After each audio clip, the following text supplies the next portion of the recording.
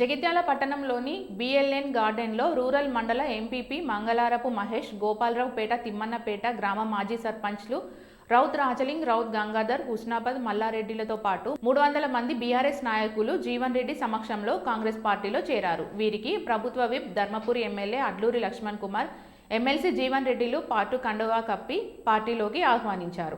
ఈ కార్యక్రమంలో municipal chairperson Adavala Jyothi Laxman, జిల్లా మహిళా కాంగ్రెస్ అధ్యక్షురాలు విజయలక్ష్మి, దేవేందర్ రెడ్డి, కాంగ్రెస్ పార్టీ మండల అధ్యక్షుడు జున్ను రాజేందర్ తదితరులు పాల్గొన్నారు.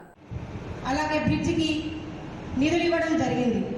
అట్లాగే రామాలయంలో కూడా చాలా నిధులు ఇచ్చారు. అంతకుముందు ప్రతి ఒక్క గుడికి ఈ గుడి అని ఆ గుడి అని కాకుండా ఏ గుడికైనా డబ్బులు పెట్టిరు జీవనన్న. ఓడిపోయిన తర్వాత కూడా రామాలయానికి 90 లక్షల దాకా పెట్టిరు. మరి అలాంటిది మనకు దేవుడు లేడా? మనకు రాముడు లేడా? మన అందరికీ ఉన్నాడు కదా. మరి ఎందుకు కాంగ్రెస్ వాళ్ళకి దేవుడు లేనట్టు చేస్తారు? వాళ్ళు ఒక్కరికే దేవుడు ఉన్నట్టు జై శ్రీరామ్ జై శ్రీరామ్ అని అడగడం తప్పు కదా. మనం కూడా ఏ పెద్దవాళ్ళు నువ్వు దీపం ముట్టిస్తలేవా? రోజు పూజ చేస్తలేవా? మన అందరం పూజ చేస్తాం, మనందరం దీపాలు ముట్టిస్తాం. మనందరికీ దేవుడు ఉన్నాడు, మనందరికీ రాముడు ఉన్నాడు. వాళ్ళు ఒక్కరికే కాదు కదా.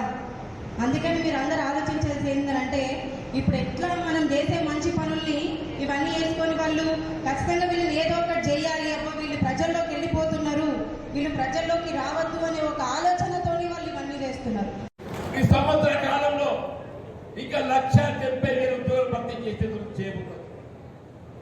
తదుపరి సంవత్సరం 1,00,000 ఉద్యోగాలు భర్తీ చేస్తామని చెప్పండి. ఏదైనా ప్రజలు మేలు చేసే పార్టీ కావాలని చెప్పండి. ఆ విధంగా ఏదైతుందో ఓటేయండి ఎందుకు ఓటేయాలో ప్రతి సమావేశంలో మాట్లాడే నాయకులు ఆగిలి కేసీఆర్ యాస్టగా వచ్చి జీవన ఫ్యాక్టరీ చెప్తాడా మీ తెలుగు ఆయన చెప్పారు. మాట్లాడి ఎద్దమా చేసింది, హెచ్చరించిందని చెప్పండి. చెప్తా తెలుగుపోయింది. నేను చెప్తున్నా ఇవాళ బరాబర్ తెలుస్తా. సంవత్సర కాలంలో మీరు చెరుకు విత్తనాలు నాటండి, మీకు దానికి రక్షణ చేయబడే విధంగా 25 సంవత్సరాల నుంచి మీరు ప్రచారం చేస్తారు.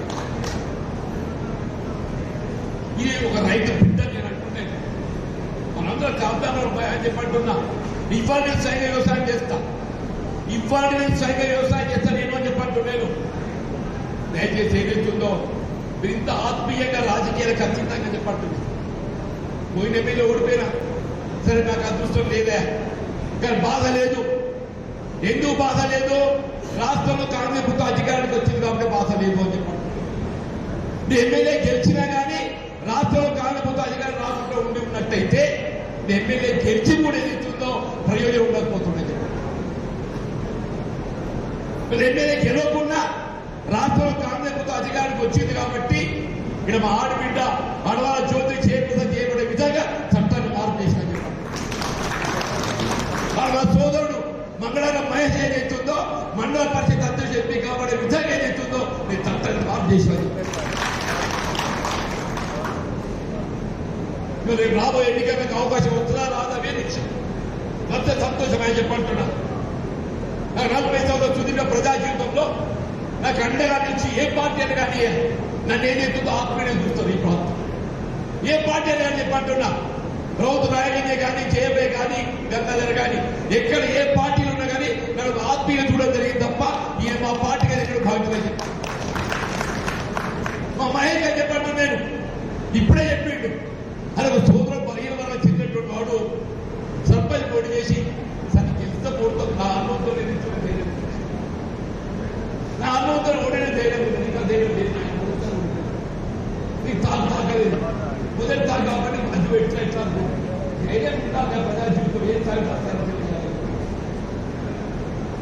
మా మల్లెడ్డి బాగా నాకు ఆత్మీయుడు, కానీ ఏమైపోయింది ఇదే జాబ్ ఎక్కవుతుందా అని చెప్పి చెప్పాలి కూడా ఇట్లా నాకు చెప్పాడు.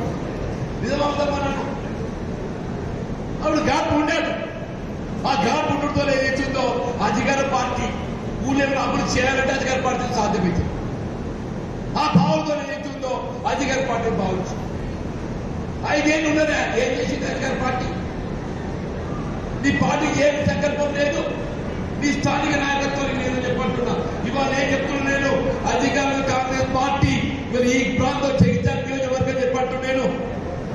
ఆనాడు పులివెందులతో పోటీ పడ్డ నేను చెప్పంటున్నా.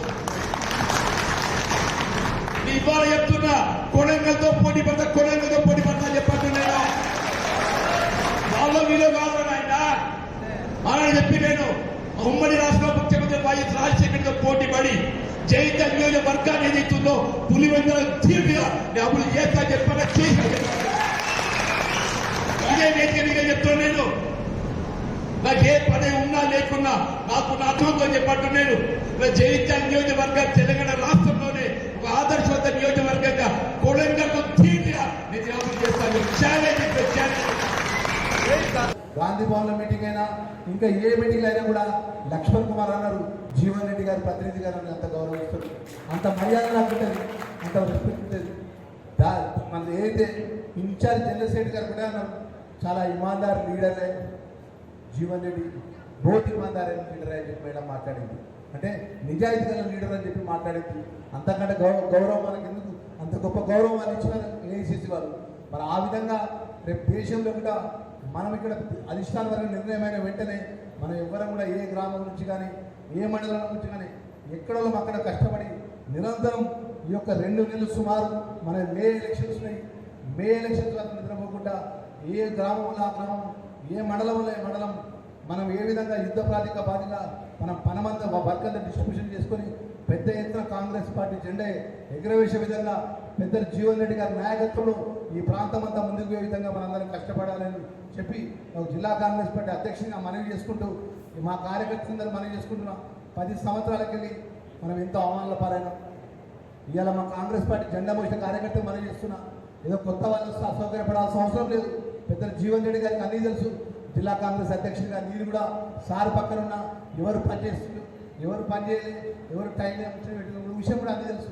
ఎవరికి సమయానుకూలంగా ఎవరికి అవకాశం కావాలో జీవన్ రెడ్డి గారు కానీ మేము కానీ చూసుకుంటాం. దయ ఉండి చిన్న చిన్న విషయాలు పక్కన పెట్టండి. 10 సంవత్సరాలు ఇబ్బందులు ఎదుర్కొన్నాం. ఎంఆర్ ఆఫీస్ పోతే పని కాలే, పోలీస్ స్టేషన్ పోతే పని కాలే, ఎస్ఐ దగ్గర పోతే నిలబెట్టి మాట్లాడాడు, అవమానాలు భరించినాం. నాలాటం మీద 16 కేసులు అయినాయి. పెద్దలు జీవన్ రెడ్డి గారు మేము తట్టుకొని నిలబడ్డాం. ఎందుకంటే కాంగ్రెస్ జెండా నిలబడాలని నిలబడ్డాం. ఇలా జీవన్ రెడ్డి గారు ఇచ్చిన ధైర్యం పోతే నేను ఎమ్మెల్యే కాగలిగాను, విప్పులు కాగలిగాను తప్ప నేను ఏ రోజు కూడా నాకు అంత ధైర్యం లేదు. ఎందుకంటే ఒక మంత్రి మీద తట్టుకొని వేల కోట్లాది రూపాయల డబ్బులు వచ్చే ఆ శక్తి ఉన్నటువంటి ఆ మంత్రిని తట్టుకోవాలంటే ఒక దశలో భయపడి నేను అసలు రాజకీయానికి దూరం వెళ్ళిపోదాం అనుకున్నా. జీవన్ రెడ్డి గారు నిత్యం ఒకటే మాట మాట్లాడాడు, లక్ష్మణ్ కుమార్ ప్రజల మధ్యలో ఉండాలి, దేవుడి దయ ప్రజల దయ ఉన్నప్పుడు ఎవరు ఆపరు, ప్రజలు తలుచుకుంటే ఏ శక్తి కూడా ఆపనని చెప్పేసి ఎప్పుడు కూడా ధైర్యం చెప్పాడు.